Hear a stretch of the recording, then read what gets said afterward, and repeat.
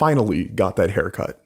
So in the spirit of you all getting to know me better, I thought I would make another video explaining the behind the scenes aspects of what I do. Another super frequently asked question is what a typical day is like for me as an editor. I feel like part of the reason this question comes up so much is that people want to become editors themselves and want to know what to expect and plan for. Likewise, I also think people are just generally interested in what this job is like, because I'll admit, it's pretty unique. However, just to preface the rest of this video, you won't just be getting the editing side of my day. Instead, I'm going to be giving a complete rundown of all the things I do in my average day. The reason for this is because while editing is my job, it's not my only job and not close to my biggest time sink. I feel like it really is important for me to go over the other parts of my day because one of the most critical aspects of being a self-employed editor is time management, and diving into how I manage every hour of my day might be able to give some insight and some guidance into what the job calls for. So, we can get right into it. I typically wake up between 6:45 and 7:30 a.m. and that really is crazy to think about because for 95% of my life, I wasn't a morning person. In fact, if you woke me up before 10 a.m., I was practically just an angry zombie.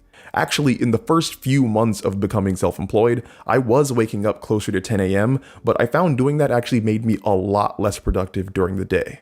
So now I naturally wake up at around 7 a.m., which is something I wish I really could have done in high school and college. Anyway, after I wake up, I pick up my phone and immediately start browsing Reddit. Reddit is literally the only social media app I use, no Twitter, no Instagram, and this acts as my version of a morning cup of coffee. It gets me ready to meet the day. At 8 a.m. is when I start working, and the first work-related activity I do is check my email. Being a YouTuber and an editor, my entire livelihood is pretty much wrapped up in email communication. Every morning, I check to see if I have any notifications from YouTube or if my clients have contacted me for any specific reason. Also, I check my emails to see if I have any new clients who want to hire me on or if any companies want to collaborate with the channel. Typically, this email checking part of my day lasts from 8 a.m. to 10 a.m. And yes, 2 solid hours of emails is just as exciting as you think it sounds. To put things in perspective, in the last 10 months, I've had about 2,100 email communications. That is why if you email me and I don't respond right away, it really is nothing personal, I promise. I just have a ton to sift through. And while we're on the email train, I always try to stay as organized as possible. Organization is the mantra of the self-employed, and I kind of learned that the hard way. I have my general email inbox, then I have my separate active client inbox, and then I have a completed client inbox. Keeping everything sorted like this is the only way I can function, because if I didn't, I would absolutely drown. After I finish with all my emails, which is usually around 10 a.m., I will spend the next 2 hours doing editing work for clients. But this work can come in 2 different forms. One side of the work is reading through manuscripts, and it's just as straightforward as it sounds. I do everything through Microsoft Word, and as I'm reading, I'm using the comment feature to make notes for myself that I can use later. But let's say I'm already finished reading through a manuscript. That means from 10 to 12, I will be compiling all those notes I made into a single document to return to my client. While the actual content of the document depends on the editing package my client paid for and what the manuscript actually contains, this sample is generally what this will look like. I comment not only on the systemic and singular weaknesses of the manuscript, but I give specific examples on how they can be fixed. I also make sure to comment on the strengths of a person's writing, because it's always good to know what you're already doing right. And in case anyone is wondering, it helps a lot to have some music in the background while editing. I typically can't focus if there are lyrics in the music, so my go-tos are always soundtracks. My favorites have been the soundtracks for Pokemon Emerald, Breath of the Wild, Fire Emblem Three Houses, Full Metal Alchemist Brotherhood, and then a bunch of different Minecraft mythology soundtracks. I generally switch off between these 3 depending on the day, so I never really know which one's going to come up. Now, at 12 noon is when I stop to have my first meal of the day, and that may sound weird seeing as I'm self-employed and can eat whenever I want, but it's actually very much by design.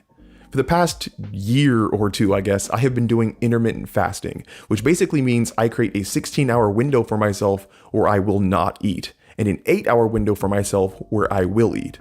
The window I am most comfortable with is eating from 12 noon to 8 p.m., which is honestly pretty normal all things considered. The reason I fast like this is because it helps with staying in shape, and I also get pretty bad indigestion if I eat too late at night, so it helps me to avoid that. So like I said, at 12 noon, I will make myself a pretty huge breakfast. Just for some context, I'm actually 6'4" and like 210 pounds, so I need big meals. But even while I'm eating, I'm still technically working. While I'm devouring my gorilla portion of food, I'm watching some type of movie or show. I recently just finished Barry on HBO doing this, and got through Hunter x Hunter doing this a while back, and a bunch more. Basically, since a bunch of my videos revolve around dissecting the writing of television and movies, I need to be constantly watching television and movies. Multitasking, eating, and watching simultaneously helps me save a bunch of time. So usually I will eat from 12 to 1:30, which allows me to get in 1 to 3 episodes of television or finish a whole movie, depending on how long they are. After I finish eating, I then start my work for my master's program that I'm enrolled in. Luckily, 99% of the time, all I have to do is listen to a pre-recorded lecture. These lectures could range from anywhere from 45 minutes to 3 hours, but usually it's never any longer than 2 hours. Luckily, since I have learned how to multitask really well, I will usually just pop in headphones and listen to the lecture while playing Smash Ultimate or 2K20. I really hope my professors aren't watching this. After finishing up the lecture, it's usually about 3:30 p.m, and from there I'm going to start working again.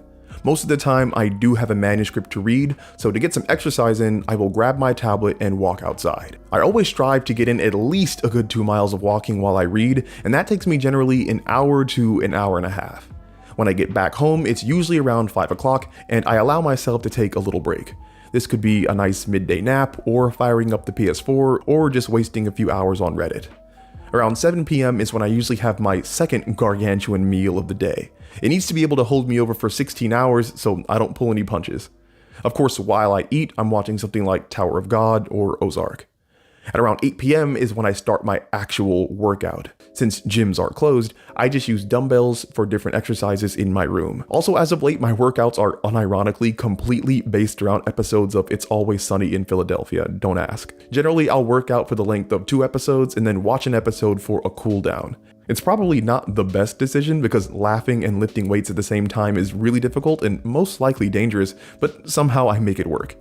Also, I cannot stress this enough, if you are a stay-at-home editor, you need to make exercise a part of your routine. I had been an athlete since I was 4, but when I quit my day job to do all of this, 2 weeks went by and I literally hadn't even broken a sweat. It is incredibly easy for an editing lifestyle to become sedentary. I mean, all you have to do all day is really look at a screen without ever really needing to leave your bed, so the laziness can really sneak up on you. Anyway, after I finish my workout and shower, it's usually around 9 p.m. For the rest of the night, I'm usually trying to figure out what videos to do for YouTube. If I have an idea, I'm researching it, and if I'm finished with the research, I'm writing a script.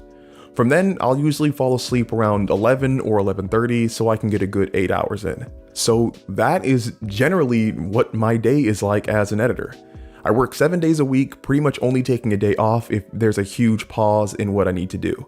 And really, there's still a bunch I didn't even go over. 2 times a week, I have 2-hour classes for my master's, along with homework and tests. Actually, I have a final for my law and ethics class tomorrow that I really should be studying for right now, but we're not going to talk about that. 3 times a month, I have to record audio and edit visuals for YouTube, which could take a dozen hours every time. Some days I have calls with clients, or I have to plan renovations for the house that I'm in. Basically, what all of this is meant to illustrate is that time management is everything. When you're self-employed running your own business, there is no one pushing you or reminding you of things or keeping you responsible. I work 7 days a week because that's the amount of dedication it takes to run 2 YouTube channels, an editing business, be in a master's, and flip a house. Granted, I'm assuming most editors don't do all of these things, so their time constraints might be a bit more relaxed. Anyway, I know this was pretty general, so if you guys have any questions about anything more specific, just let me know in the comments. If you are enjoying the content on this second channel, make sure to subscribe, like, and if you really want to help out, support on Patreon. Thank you all for watching to the end. As always, it was a pleasure, and I will talk to you all again soon.